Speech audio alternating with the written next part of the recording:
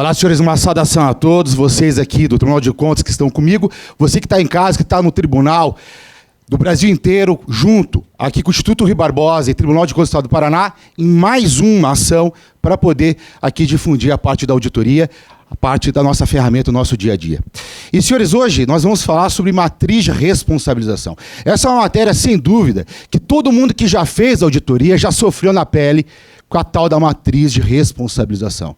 Você pode fazer a melhor auditoria, a auditoria mais perfeita do mundo, mas daí chega naquele momento final, na hora de preencher a tal da matriz, vem aquela dúvida de como proceder. E o mais engraçado é que se você for atrás, por exemplo, dos livros de auditoria, e aqui, fazendo já uma publicidade das normas que o Instituto Barbosa publicou e está no seu site, você não vai encontrar nessas normas grande facilidade para que você possa preencher a matriz de responsabilização. Evidente, você pode ter alguns conceitos, mas você não tem aquele passo a passo para conseguir, no caso concreto, preencher e fazer a matriz, que, cá entre nós, a matriz acaba sendo o grande critério de sucesso numa perspectiva de punição.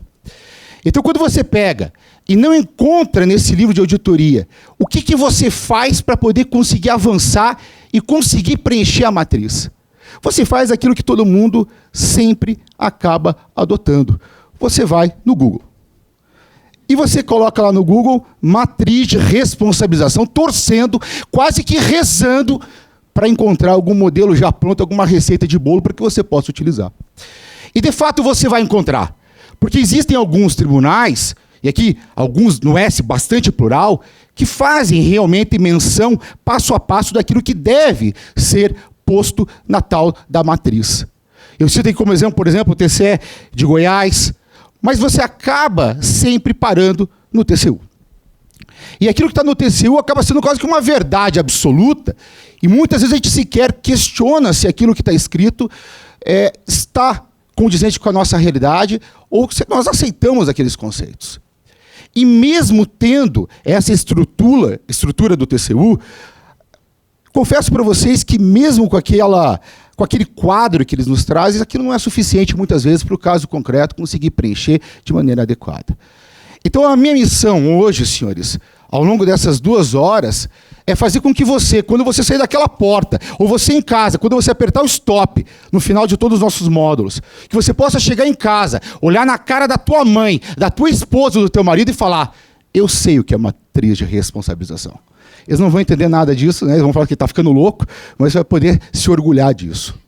E para poder começar, vamos pegar a estrutura base. Essa estrutura base veio do TCU e todo mundo acaba replicando. Porque quando você pega a estrutura base da tal da matriz, senhores, você basicamente tem a descrição do achado, responsável, período do exercício, conduta, nexo e culpabilidade. Essa é a estrutura base. Você pode ir para qualquer tribunal, você vai sempre cair nessa mesma estrutura que, repito, acaba sendo trazida em primeira mão pelo TCU e acaba sendo replicada pelos outros tribunais. É claro que desses elementos da matriz, existem alguns que são mais relevantes. E já te antecipo que eu vou dar mais relevância para os últimos 3, que é a parte da conduta, do nexo e da culpabilidade. Mas eu não poderia, até porque o nosso curso chama Matriz, deixar de fazer alguns comentários sobre os outros elementos, até para a gente poder fechar o raciocínio, para que você possa realmente chegar na tua casa com aquela consciência de que você sabe fazer a tal da matriz. E eu começo, senhores, a falar sobre a descrição do achado. A descrição do achado ela tem uma finalidade muito importante. Por quê? Porque é ela que vai linkar a tua matriz de responsabilidade com a matriz de achado. Então imagina lá, quando você faz a tua auditoria, o leitor que está lendo o resultado, ele vai ter primeiro acesso a tal da matriz de achado, em que você vai colocar todas as irregularidades, geralmente uma irregularidade para cada achado, e depois você faz a matriz de responsabilização, então tem que linkar. A pessoa que vai ler, ele tem que saber o seguinte: olha, nesse caso aqui eu estou falando, por exemplo, de uma contratação direta. Ou, nesse caso aqui, foi que não teve concurso público. Então a pessoa tem que saber de qual irregularidade, de qual achado você está ali abordando. Então quando você fala em descrição do achado, basicamente essa é a grande função, linkar com a matriz de achado.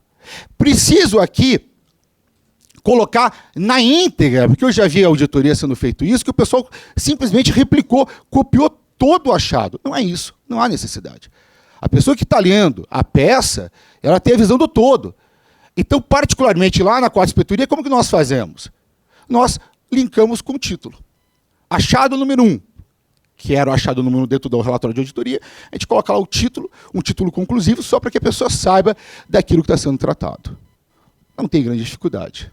Em relação ao responsável, senhores, em relação ao responsável, eu também não vejo grande dificuldade, porque basicamente você tem que identificar o agente, e a identificação do agente acaba sendo importante, porque perceba que quando você finaliza aqui no tribunal a tua auditoria, lembre que tem todo um processamento daquele relatório de auditoria, por exemplo, na forma de comunicação de regularidade. E quando chega para determinar quais serão as citações, você tem que saber exatamente quem são os responsáveis. Então você não adianta falar que é o Joãozinho. Não, você tem que trazer Joãozinho e eventual dados para que você possa individualizar qual Joãozinho que você está falando. Além disso, coloque o cargo e a competência dele. Você vai perceber que o cargo é de extrema relevância, principalmente quando eu chegar para falar na parte de omissão. O cargo vai ser extremamente importante, porque é o cargo, muitas vezes, que vai trazer tudo aquilo que a pessoa devia e não fez.